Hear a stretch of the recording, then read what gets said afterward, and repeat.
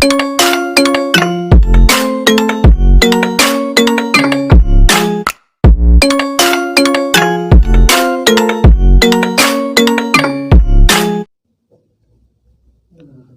दोस्तों, मैं हूँ वीरेंद्र गुज्जर। और अगर आपने हमारे इंडियन आयुर्वेद डॉक्टर चैनल को सब्सक्राइब नहीं किया है तो उसको सब्सक्राइब करें ताकि आपको लेटेस्ट अपडेट्स मिलती रहें। पिछले वीडियो में अपन ने चरक के इंट्रो के बारे में पढ़ा था कि इसमें चरक के कितने पार्ट हैं, कितने अध्याय दिए गए हैं, कितने स्थान बताए गए हैं, चरक के पिता का नाम क्या था, उसके गुरु का नाम क्या था।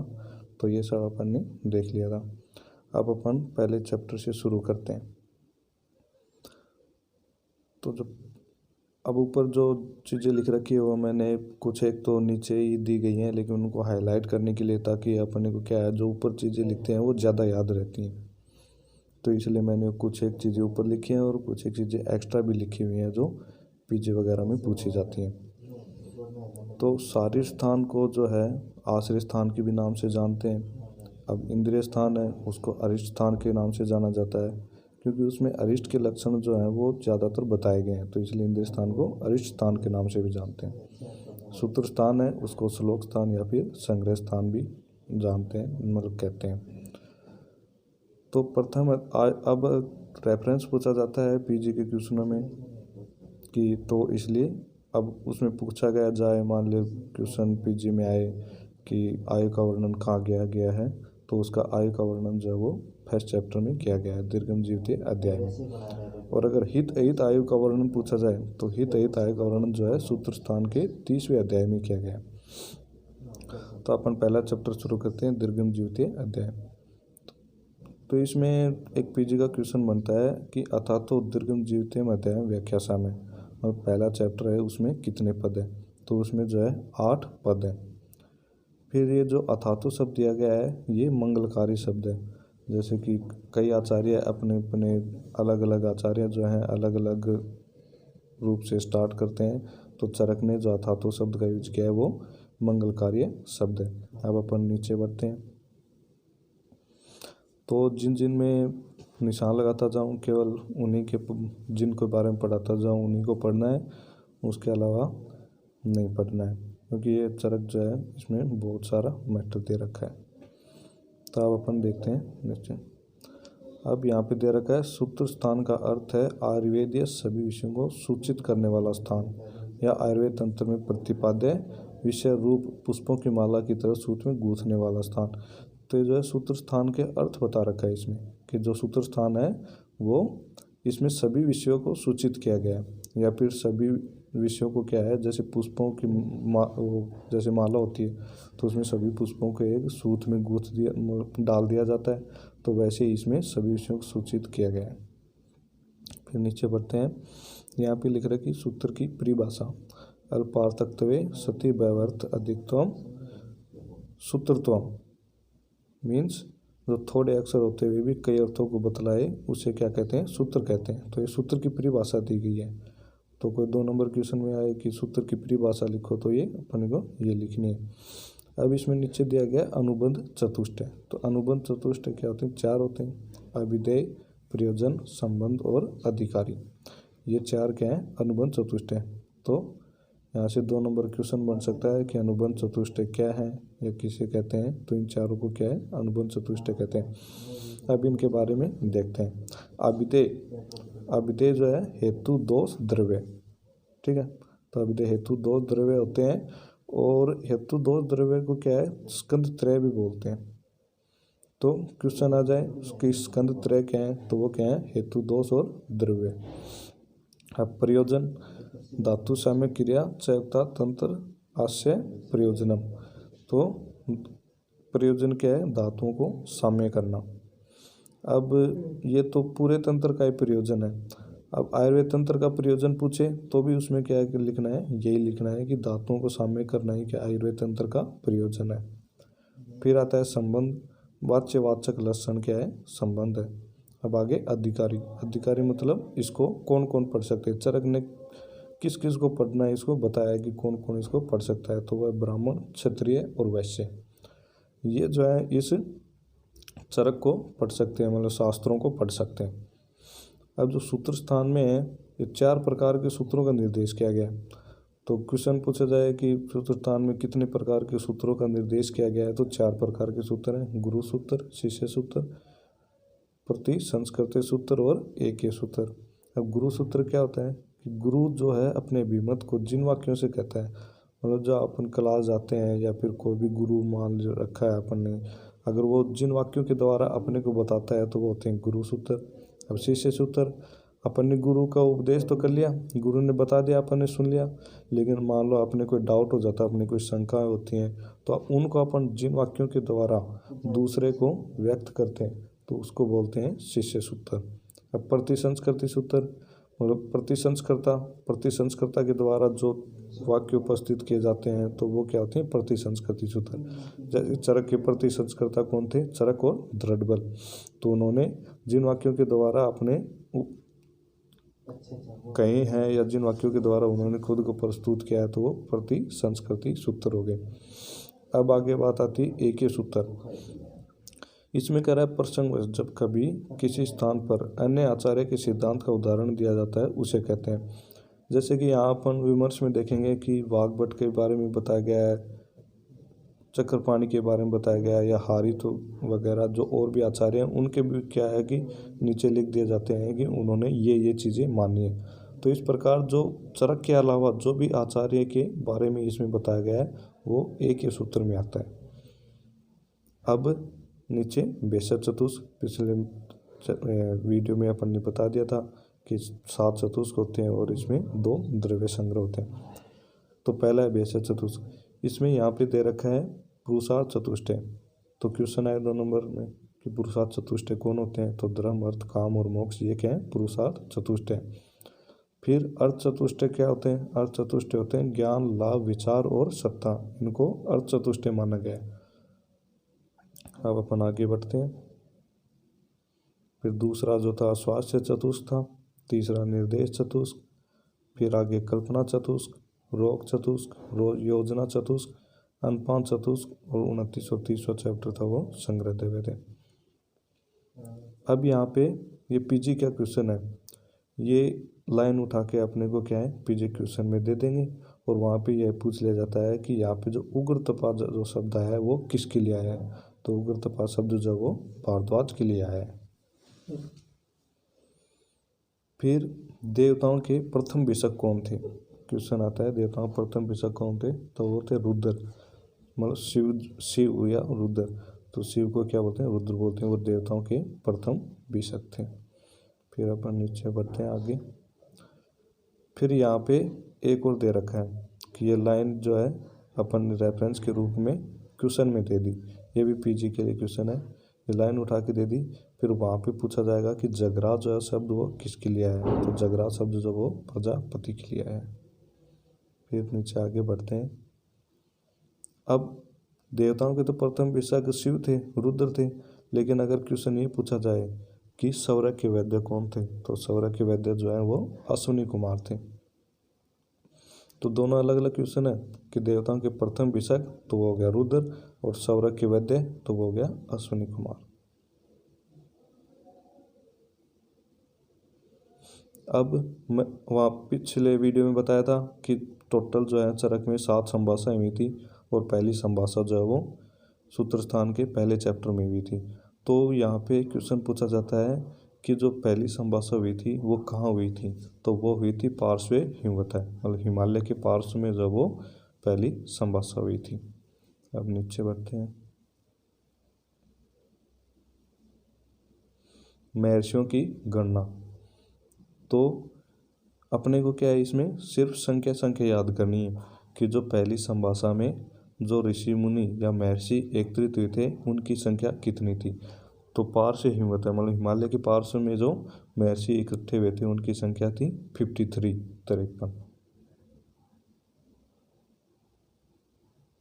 अब आगे बढ़ते हैं।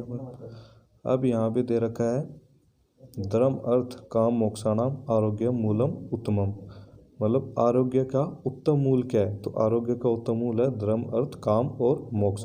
और धर्म, अर्थ, काम, मोक्ष क्या है, पुरुषार्थ चतुष्टय है। तो पुरुषार्थ चतुष्टय पूछा जाए या फिर आरोग्य का उत्तम मूल पूछा जाए तो उसका एक ही उत्तर है धर्म अर्थ काम और मोक्ष। अब ये जो कोटेशन दे रखे हैं 18, 19, 20, 21, 22 और 23, इसमें भारद्वाज और इंद्र का जो वार्तालाप था वो है। तो ये कोटेशन को रेफरेंस के रूप में दे देते हैं और वहाँ पे एक कोटेशन दे दिया पूरा। तो उसमें पूछते हैं या कि इंद्र के पर्याय कौन से हैं, या फिर अपने को ऐसे भी याद रखना है, ये पीजी का क्वेश्चन है कि इंद्र के पर्याय कौन है। तो इस कोटेशन में जो है सहस्त्राक्ष भवनम, सचिपतिम, बलहंतारम, सुरेश्वरम, मरप्रभो, सतकर्तु, ये जो है ये इंद्र के पर्याय है। अब अगले कोटेशन की तरफ बढ़ते हैं। त्रिसूत्र आयुर्वेद का स्वरूप। तो हेतु, लिंग, औषध, तो इनको क्या बोलते हैं? त्रिसूत्र बोलते हैं। स्कंत्रय अपन ने पहले देखा था कि हेतु, दोष और द्रव्य। हेतु, दोष, द्रव्य तो को बोलते हैं स्कंत्रय, और त्रिसूत्र या फिर इसको त्रिस्कंद भी बोलते हैं। तो त्रिसूत्र बोल दो या त्रिस्कंद बोल दो, एक ही बात है। तो त्रिसूत्र या त्रिस्कंद कौन होता है? हेतु, लिंग और औषध होते हैं। अब नीचे बढ़ते हैं। यहाँ पे ये इसकी टेबल दे रखी त्रिसूत्र की। तो त्रिसूत्र कौन से होंगे? हेतु, लिंग और औषध। तो हेतु जो है वो 3 होते हैं, कारण, निदान, हेतु, अतियोग, मिथ्यायोग और हीन योग। इसी प्रकार फिर लिंग सूत्र। लिंग सूत्र किसको बोलते हैं? पूर्व रूप, रूप, उपशय, अनुपशय और संप्राप्ति, ये क्या होते हैं? लिंग सूत्र होते हैं। फिर औषध सूत्र। औषध जो है 3 प्रकार की मानी है चरक ने। एक तो होती है दोष सामक, एक होती है दोष प्रकोपक और एक होती है स्वास्थ्य के लिए हितकारी। तो इस प्रकार से ये औषध सूत्र बता दी कि कितनी होती हैं। अब यहाँ पे मैंने कुछ एक्स्ट्रा चीज़ें लिखी हैं कि जो चरक और वैशेषिक ने 6 पदार्थ माने हैं। मतलब अभी नीचे आएगा कि 6 पदार्थ कौन से माने हैं, तो वो नीचे बता देंगे। तो यहाँ पे नोट कर लेना कि चरक और वैशेषिक ने 6 पदार्थ माने, नव न्याय ने 7 पदार्थ माने, न्याय दर्शन ने 16 पदार्थ माने। और अगर पीजी में क्वेश्चन पूछा जाता है कि चरक सूत्र जो 1 है उस पर कौन से दर्शन का प्रभाव पड़ा है, तो उस पर कौन से वैशेषिक दर्शन का प्रभाव पड़ा है। तो पीछे आया था त्रिसूत्र या त्रिस्कंद, हेतु, लिंग, औषध, ठीक है, उसी के बारे में है। अब अगले कोटेशन की तरफ बढ़ते हैं। अब आगे ये षट पदार्थ। ऊपर लिखा था ना चरक और वैशेषिक ने 6 पदार्थ माने, तो षट पदार्थ कौन कौन से माने? षट पदार्थ तो अपने को याद है, पदार्थ विज्ञान में देख लिया था कि सामान्य, विशेष, गुण, द्रव्य, क्रम, समवाय। तो वहाँ पे क्या कौन सा क्रम दे रखा था कि द्रव्य, गुण, क्रम, सामान्य, विशेष और समवाय।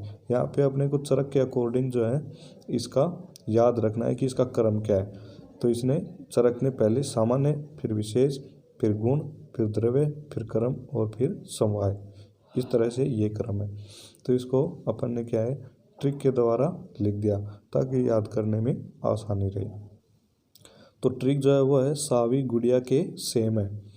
तो इसमें सा से सामान्य, वी से विशेष, गुड़िया का ग से गुण, डी से द्रव्य, फिर क से कर्म और से मतलब समवाय। तो इस प्रकार से ये जो है इसके कर्म है षट पदार्थ के। अब अगले क्वेश्चन संदर्भ दे। तो यहाँ पे विमर्श में नीचे दिया गया है अक्षी कुक्षी भवा रोगा प्रतिशय वरण जवरा। तो यहाँ पे ये जो रोग दे रखे हैं ये लंघन के योग्य पुरुष हैं। अक्षी कुक्षी भवा, अक्षी कुक्षी में होने वाले रोग, प्रतिशय जुकाम हो गई, वरण हो गया, कोई घाव वगैरह हो गई, जवर हो गया, तो इसमें क्या है लंघन करवाते हैं। तो ये लंघन क्वेश्चन पूछा जाए कि लंघन के योग्य पुरुष कौन से हैं, तो उसमें ये लिख सकते हैं अक्षी कुक्षी भवा रोगा प्रतिशय वरण जवरा। वैसे लंघन के ऊपर जो है एक अलग ही चैप्टर दिया गया है और लंघन के बारे में वहाँ डिटेल से पढ़ लेंगे। अब षट पदार्थ आए थे 6 पदार्थ, तो उसमें पूछा जाता है कि मुख्य पदार्थ कौन थे। तो मुख्य पदार्थ थे द्रव्य, गुण और कर्म, और उप पदार्थ कौन से हैं? सामान्य, विशेष और समवाय।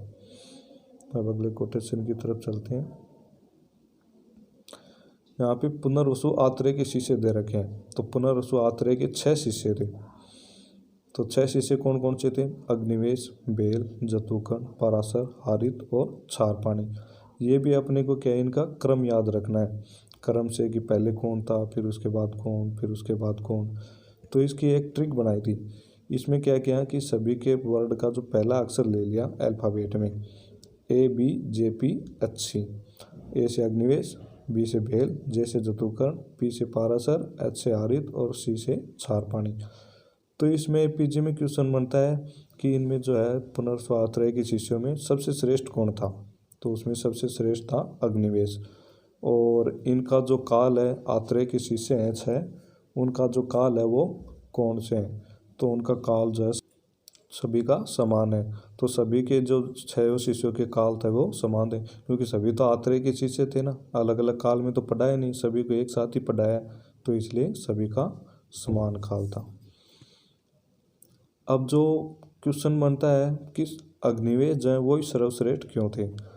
तो यहाँ पे बताया गया है कि सर्वश्रेष्ठ इसलिए थे क्योंकि अग्निवेश में जो है ज्ञान के 8 देवता जो है वो प्रवेश कर गए थे। अब अगला क्वेश्चन बनता है कि ज्ञान के देवता कौन है?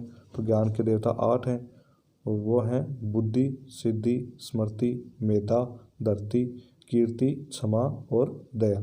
ये जो 8 हैं ये ज्ञान देवता हैं, और वो अग्निवेश में प्रवेश कर गए थे, इसलिए क्या है, अग्निवेश को सर्वश्रेष्ठ बताया गया है। ये याद दे रखा है कि बुद्धि, सिद्धि, स्मृति, मेधा, धरती, कीर्ति, क्षमा और दया, ये सर्व ज्ञान के 8 देवता जो है प्रवेश कर गए। अब नीचे अगला कोटेशन में आयुर्वेद की परिभाषा दे रखी, तो ये कोटेशन जो है अपने को याद करना है, आगे काम आएगा।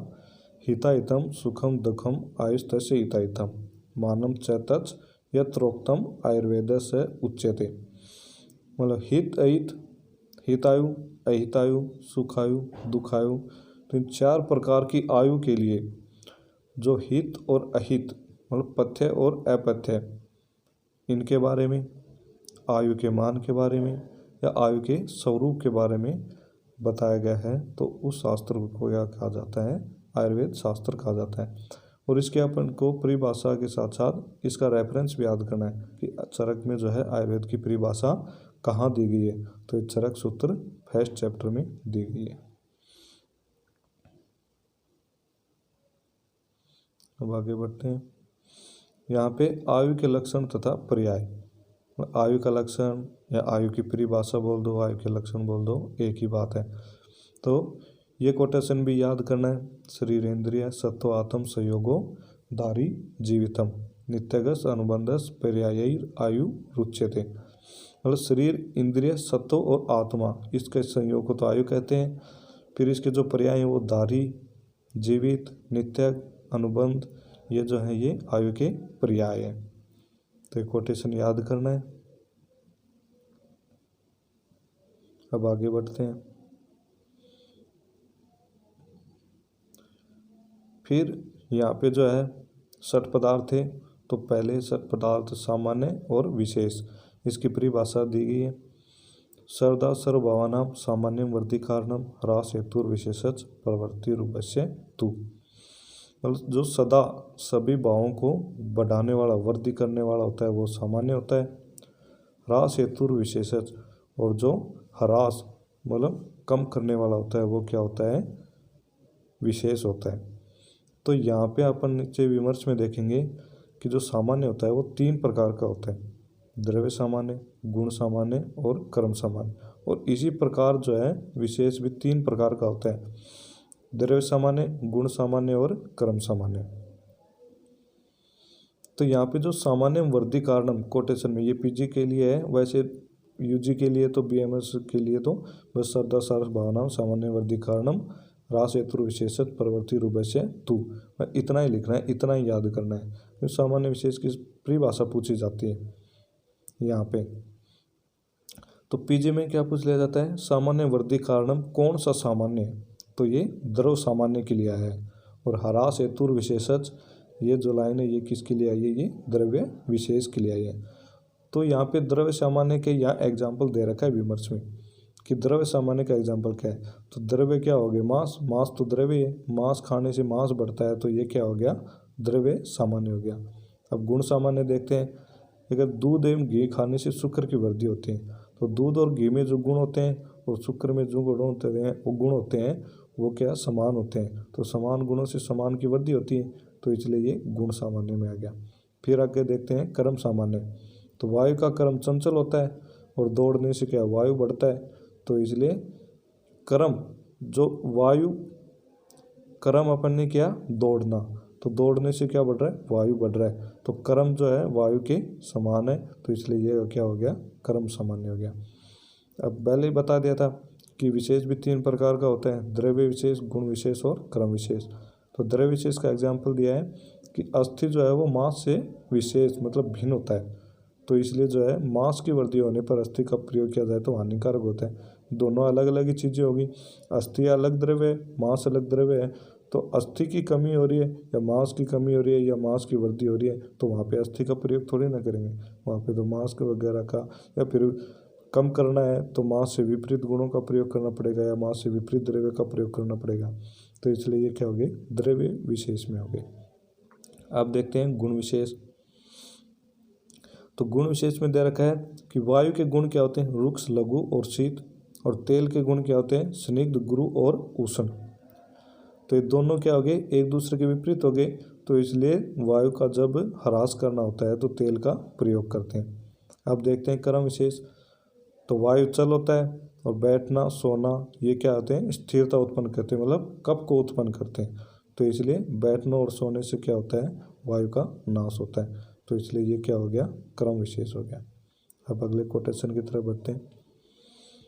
ये जो है ये अगला कोटेशन 45 नंबर कोटेशन, ये भी सामान्य और विशेष की परिभाषा में ही है। सामान्यम एकत्व क्रम विशेषस्तु पृथक्त्व कर तुल्यार्थता ही सामान्यम विशेषस्तु विप्रिय, मतलब एकत्व बुद्धि को उत्पन्न करने वाला सामान्य होता है और विभिन्न बुद्धियों को उत्पन्न करता है वो क्या होता है विशेष होता है। फिर कह रहा है सामान्य तुल्य अर्थ को बताता है, मतलब तुल्य अर्थ को जो बतलाता है वो क्या होता है सामान्य होता है, और इसके विपरीत जो अर्थ का बोध कराता है वो क्या होता है विशेष होता है। तो इसमें भी लाइन जो है उठा के पूछ लेते हैं कि सामान्यम एकत्व क्रम ये कौन सा सामान्य है, तो ये जो है वो गुण सामान्य है। पृथक्त्व कर्त ये गुण विशेष है, तुल्यार्थता ये सामान्य ये कर्म सामान्य है, और विशेषस्तु विप्रिय ये कर्म विशेष के लिए है। अब नेक्स्ट कोटेशन,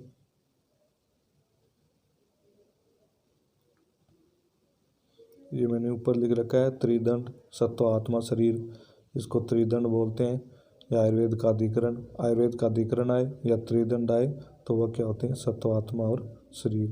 ये नीचे दे रखा है मैंने ऊपर लिख लिया ताकि इनके ऊपर अपन जल्दी से नज़र पड़े और ये अपने को याद रहे। तो लोक जीवात्मा का आधार सत्व आत्मा शरीरम च त्रियमेत त्रिदंडवत, तो सत्व आत्मा शरीर ये क्या होते हैं त्रिदंड होते हैं।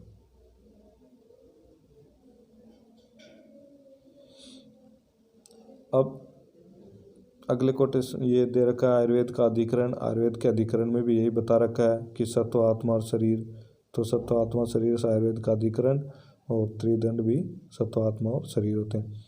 अब ये थोड़ी एक्स्ट्रा चीज़ें लिख रखी हैं ताकि कन्फ्यूजन ना हो। कारण पदार्थ कितने होते हैं 6, अभी बताए थे सामान्य विशेष कर्म गुण द्रव्य समवाय, ये जो होते हैं वो कारण पदार्थ होते हैं। और कारण द्रव्य पूछे तो वो कितने होते हैं 9 होते हैं। कारण द्रव्य अभी नीचे आएंगे तो वहाँ डिटेल में पढ़ेंगे इनको, तो ये याद रखना कारण पदार्थ होते हैं 6 और कारण द्रव्य होते हैं 9। और द्रव्यगत पदार्थ पूछे तो द्रव्यगत पदार्थ होते हैं रस गुण वीर्य विपाक प्रभाव, तो ये होते हैं द्रव्यगत पदार्थ। तो इनमें कन्फ्यूजन मत होना, तीनों ही अलग अलग चीज़ें। अब नीचे बढ़ते हैं अपन। अब द्रव्य गणना, अभी आया था ना कार्य द्रव्य 9 होते हैं, तो उसी के बारे में बता रखा है। खादिन्य आत्मा मन कालो दिशस द्रव्य संग्रह स इंद्रियम चेतनम द्रव्यम निरिंद्रियम अचेतनम। तो ख आदि मतलब पंच महाभूत आकाश वायु अग्नि जल और पृथ्वी, फिर इसके साथ साथ आत्मा मन काल और दिशा, ये जो होते हैं ये कार्य द्रव्य होते हैं। ठीक है, ये 9 जो है कार्य द्रव्य हैं, और कार्य द्रव्यों को द्रव्य संग्रह भी बोलते हैं। तो द्रव्य संग्रह पूछे या कार्य द्रव्य पूछे, ठीक है, तो वो होते हैं 9। फिर इसको दोबारा 2 भागों में बांट दिया है, चेतन और अचेतन। तो चेतन जो द्रव्य होते हैं वो क्या होते हैं, इंद्रिय युक्त होते हैं, और अचेतन द्रव्य जो होते हैं वो इंद्रिय रहित होते हैं। अब ये इसने टेबल दे रखी है कि कारण द्रव्य, तो कारण द्रव्य 5 महाभूत प्लस आत्मा, मन, काल और दिशा, ये 9 हो गए। फिर इसने चेतन और अचेतन, चेतन और अचेतन में इसने क्या किया, इसको डिवाइड कर दिया था। फिर चेतन जो है इसके भी पुनः 2 भाग कर दिए। उसके 2 भाग हैं, अंतश्चेतन और बहिरंतश्चेतन। तो अंतश्चेतन किससे कहते हैं, जिनमें ज्ञान शक्ति होती है और सुख दुख का अनुभव होता है, लेकिन अपने ऊपर कोई विपत्ति आती है या आक्रमण होता है तो उसको निराकरण करने में समर्थ नहीं होते। जैसे कि पेड़ पौधे होते हैं, जितने भी वनस्पति वर्ग है, ये सारे इसमें आते हैं। इनमें ज्ञान शक्ति भी होती है, सुख दुख का अनुभव भी होता है, लेकिन अपने ऊपर अगर इनको अपन कुल्हाड़ी वगैरह मारते हैं तो उससे अपना बचाव थोड़ी कर सकते हैं, नहीं कर सकते। तो इसलिए ये क्या होते हैं, अंतश्चेतन होते हैं। फिर बहिरंतश्चेतन, बहिरंतश्चेतन कौन से होते हैं, जिनमें ज्ञान शक्ति भी होती है, सुख दुख का अनुभव भी होता है, और अपने ऊपर अगर विपत्ति आक्रमण होता है तो उसका निराकरण करने में समर्थ होते हैं, तो वो होता है बहिरंतश्चेतन। तो अंतश्चेतन के इसने और एग्जाम्पल दिए, लज्जावंती मतलब छुई मुई स्पर्श करने पर सिकुड़ जाती है। सूर्यमुखी का फूल होता है, वो सूर्य के जिधर रहता है उधर ही घूमता है। हरफा बेड़ी होगी, ये मेघ गर्जन से इनमें क्या है, फल लगता है। आम्र हो गया, आम्र में अगर मध्य डाल देते हैं तो फलों की अधिक उत्पत्ति होती है। बीज फिर नींबू हो गया, इसमें सरगाल आदि जंतु की वसा डालने से तो उसके गंध से क्या होता है, अधिक फलों की उत्पत्ति होती है। अशोक वृक्ष हो गया, अगर उसके ऊपर कामनी अपना पैर मारती है तो उसके गुच्छे जो हैं वो खिल जाते हैं। तो ये हो गया अंतश्चेतन। बहिरंतश्चेतन जितने भी मनुष्य पशु पक्षी हैं वो बहिरंतश्चेतन में आते हैं। अब फिर आते हैं अचेतन। तो अचेतन जो होते हैं, न तो उनमें अंत ज्ञान होता है, न ही बाह्य ज्ञान होता है। जैसे ईंट पत्थर धातु जितनी भी है, ये सारे क्या होते हैं, अचेतन होते हैं। अब ऊपर चीज़ें लिख रखी हैं मैंने कि गुण, अब नीचे गुण के बारे में पढ़ेंगे डिटेल में, लेकिन कुछ चीज़ें एक्स्ट्रा हैं वो लिख रखी हैं। जैसे चरक ने जो है 41 गुण माने, न्याय ने 24 गुण माने, वैशेषिक ने 17 गुण माने। अब इनमें से जो चिकित्सा में यूज गुण होते हैं वो कौन से होते हैं, पराधी गुण। पराधी पर अपराधी जो 10 गुण होते हैं वो चिकित्सा में यूज गुण है। तो ऐसे पूछे कि चिकित्सा में यूज गुण कौन से हैं, तो पराधी गुण है। चिकित्सीय गुण कौन से हैं, तो वो होते हैं गुरुवादी गुण। अब इसने सारणी बनाई, कार्य द्रव्य चेतन और अचेतन 2 भाग कर दिए। चेतन के फिर 2 भाग आगे हो गए, बहिरंतश्चेतन और अंतश्चेतन। बहिरंतश्चेतन में जांगम, अंतश्चेतन में उद्भिद। फिर इनके और 4 भाग कर दिए। जांगम 4 पर 4 भाग हो गए, जरायुज अंडज स्वेदज उद्बीज। और उद्भिद के भी 4 भाग हो गए, वनस्पति विरुद्ध वानस्पत्य और औसत। इनके बारे में आगे डिटेल से पढ़ेंगे। तो गुण जो हैं वो 4 वर्गीकरणों में मतलब 4 टाइप के बताए गए हैं। सार्था, गुरुवादेव, बुद्धि प्रयत्नांता और प्रादेय। सअर्था, सअर्था मतलब इंद्रिय गुण। जो इंद्रिय गुण होते हैं ना, शब्द स्पर्श रूप रस गंध, ये क्या होते हैं, ये सार्था या इंद्रिय गुण होते हैं। इनको विशेष गुण भी बोलते हैं। ये अगले जो पेज है उसके ऊपर मैंने लिख रखा है। तो सार्था को विशेष गुण भी बोलते हैं, ये 5 होते हैं। और गुरुवादी गुण जो है इनको शारीरिक गुण भी बोलते हैं और द्रव्य गुण भी बोलते हैं। तो ये संख्या में कितने होते हैं, 20 होते हैं। जैसे अपन अष्टांग हृदय में पहले पढ़ा होगा, वहाँ पे एक कोटेशन दे रखा था जो अगले पेज पे दे रखा है। तो ये जो है 20 होते हैं। बुद्धि प्रयत्नांता, अध्यात्म गुण या आत्म गुण, ये कितने होते हैं, 6 होते हैं। बुद्धि, सुख दुख, इच्छा द्वेष और प्रयत्न, ये हो गए अध्यात्म गुण या फिर आत्म गुण बोल दो, एक ही बात है। प्रारब्ध गुण बोल दो या सामान्य गुण बोल दो, तो ये संख्या में कितने होते हैं, 10 होते हैं। पर अपर युक्ति संख्या संयोग विभाग पृथक्त्व परिमाण संस्कार और अभ्यास, इस प्रकार ये 10 हो गए। यहाँ लिख रखा है कि अर्थ गुण है वो 5 होते हैं, उनको विशेष गुण भी बोलते हैं। तो आयुर्वेद में जो है धर्म और अधर्म, इन 2 गुणों को नहीं माना गया है। तो आयुर्वेद में कौन से गुण नहीं माने हैं? धर्म और अधर्म। अब आगे बढ़ते हैं। ये दे रखा अष्टांग हृदय, अष्टांग हृदय वाग्भट की है।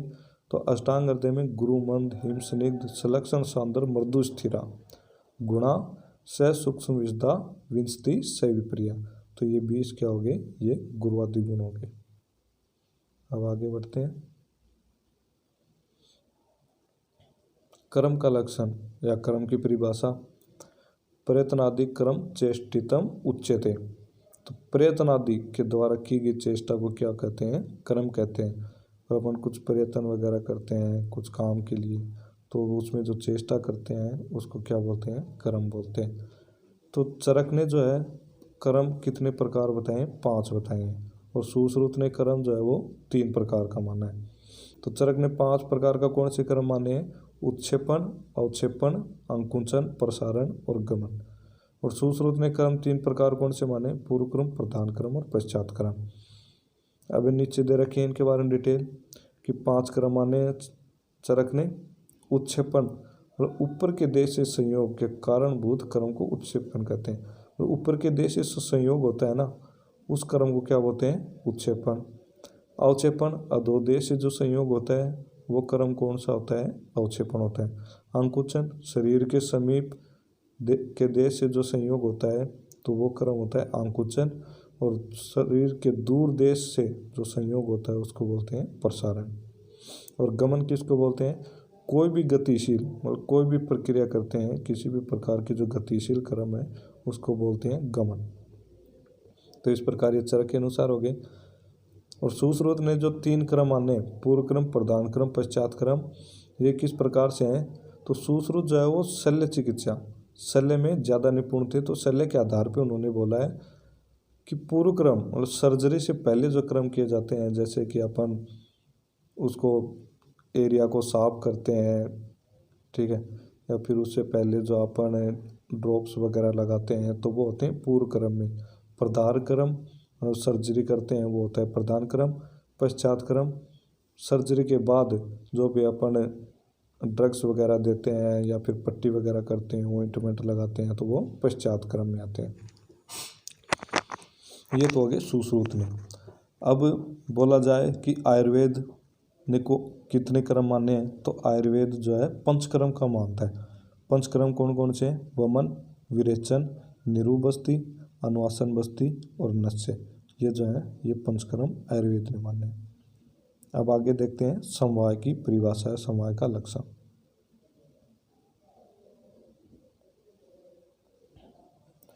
समवायो अपृथक भाव विमेदिनाम गुणैर्मते स नित्यो यत्तर ही द्रव्यम न तत्तर अनियतो गुण। तो समवाय का लक्षण ये अब कोटेशन याद करना है। पृथ्वी आदि द्रव्यों के साथ गुणों का अपृथक भाव ही समवाय माना जाता है। मतलब द्रव्यों में क्या होते हैं? गुण रहते ही है, जहाँ द्रव्य होगा वहाँ गुण होगा। तो इसलिए जो पृथ्वी आदि द्रव्यों के साथ जो गुणों का अपृथक भाव होता है उसको क्या बोलते हैं? समवाय माना जाता है। फिर कह रहा है यह नित्य है, क्योंकि जहाँ द्रव्य रहता है वहाँ समवाय संबंध से गुण अवश्य रहता है। तो जहाँ द्रव्य होंगे वहाँ गुण अवश्य रहेगा समवाय संबंध से। तो इसलिए यह क्या होता है? नित्य होता है। कभी भी द्रव्य में गुण अनिश्चित नहीं रहता, अर्थात निश्चित रहता है। तो वही बात कह रहा है कि द्रव्य में गुण जो है वो निश्चित ही रहता है। तो ये हो गया समवाय की परिभाषा। अब अगले कोटेशन पे चलते हैं।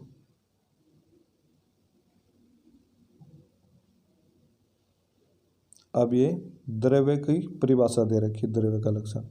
यत्रासिता कम गुणा कारणम समवाय यत् तद द्रव्यम। मतलब जिसमें कर्म और गुण आश्रित रहते हैं और जो कर्म और गुण का समवाय कारण उसे द्रव्य कहते हैं। अपन सिंपल सी भाषा में इस प्रकार भी कह सकते हैं कि जिसमें कर्म और गुण समवाय संबंध से आश्रित रहते हैं तो उसको क्या बोलते हैं? द्रव्य बोलते हैं। तो इसने बता दिया ना कि द्रव्य में कर्म और गुण जो है वो समवाय संबंध से जरूर मिलेंगे। मतलब जहाँ गुण होंगे वहाँ कर्म भी होगा, और द्रव्य में गुण और कर्म इसलिए समवाय संबंध से रहते हैं। तो ये इस कोटेशन को याद करना है, ये डीजी में भी काम आएंगे। द्रव्य के लक्षण हो गया। तो अपन विमर्श में देखते हैं। रसादीनाम पंचानाम भूतानाम यद आश्रयम भूतम तद द्रव्यम। ये पीजी के लिए हिसाब से है, पीजी के लिए क्वेश्चन है। वहाँ पे कोटेशन उठा के दे देंगे कि रसादीनाम पंचानाम भूतानाम यद्राश्रयम भूतम तद द्रव्यम। या तो ये पूछ लेंगे कि किसकी परिभाषा है, द्रव्यम को हटा देंगे, ठीक है, तो पूछ लेंगे कि ये किसके लिए आया है, तो ये द्रव्य के लिए आया है। या फिर पूरा कोटेशन दे देंगे और फिर पूछ लिया जाएगा कि ये परिभाषा जो है किसने मानी है, तो ये जो परिभाषा है वो भार प्रकाश ने बताई है।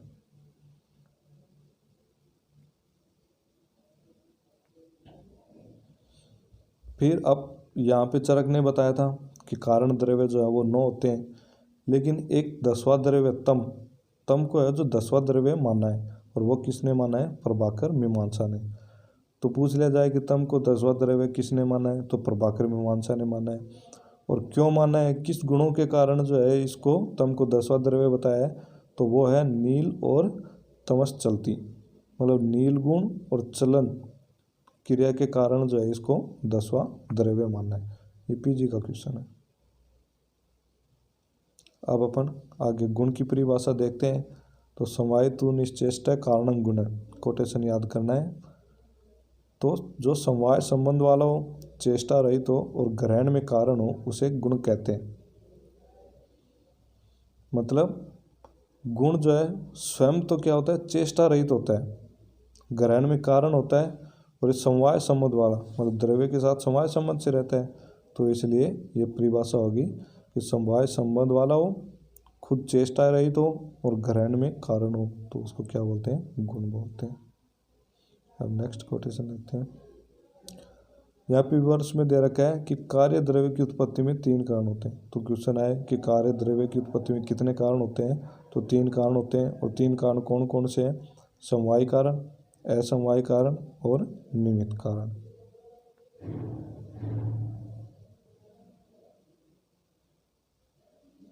फिर आगे है कर्म का लक्षण। कर्म की परिभाषा एक अपन पहले भी देख दी कि प्रयत्नादि कर्म चेष्टितम उच्यते।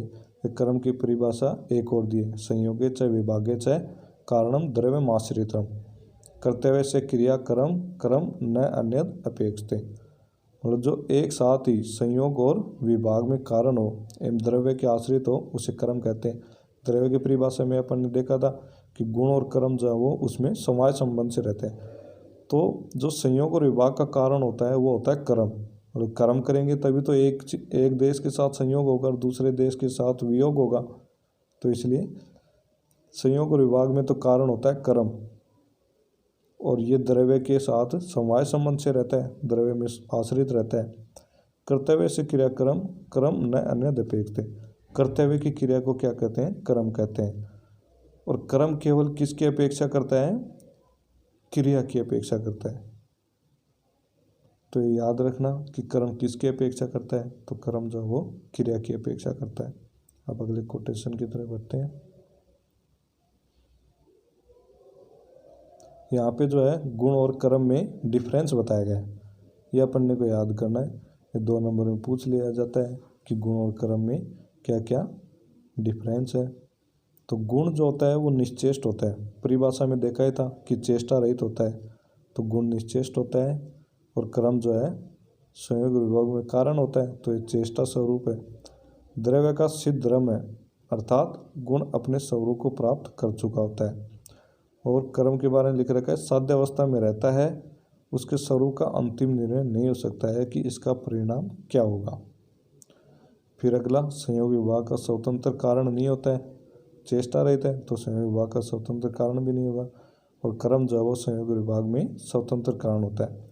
गुण जो है अमूर्त द्रव्य में भी होता है, जैसे आकाश काल दिशा आत्मा मन, ये जो है अमूर्त द्रव्य है, तो अमूर्त द्रव्य में भी मिलता है गुण।